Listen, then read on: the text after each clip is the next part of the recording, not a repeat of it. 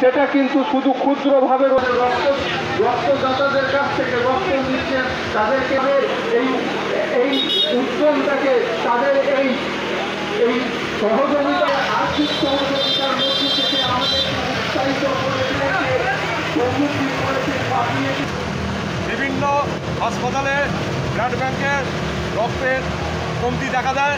এই জন্য আমরা চুইলো হাসপাতালের আবেদনে সাড়া দিয়ে আজকে সহজপুরের পক্ষ থেকে আজকে আমরা চুইলো মাঠের ধারে আমরা একটা স্বেচ্ছায় রক্তদান শিবিরের আয়োজন করেছি।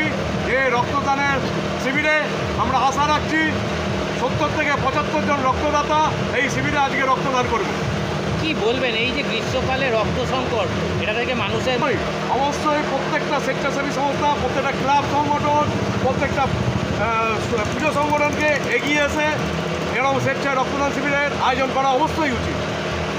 কি নাম আপনার? আমার নাম কল্যাণ বলেন। এটা কি ড্রাইভার নাকি?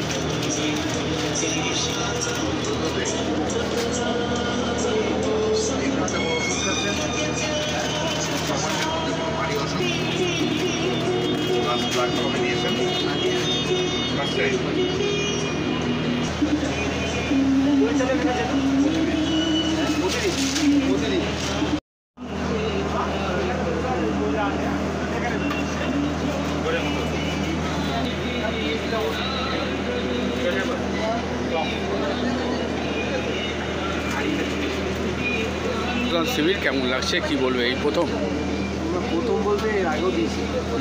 এখানে ইয়েটা পরিবেশটা একটু ভালো, দিয়ে খুব ভালো লাগছে।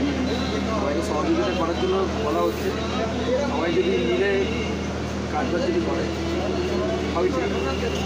যেভাবে দাবা বেড়েছে তার মধ্যে এই রক্তের সংকট, তার মধ্যে তুমি এগিয়ে এসেছো, কেমন লাগছে? তোমার নাম? আমার নাম সুব্রমণ। আজকে এই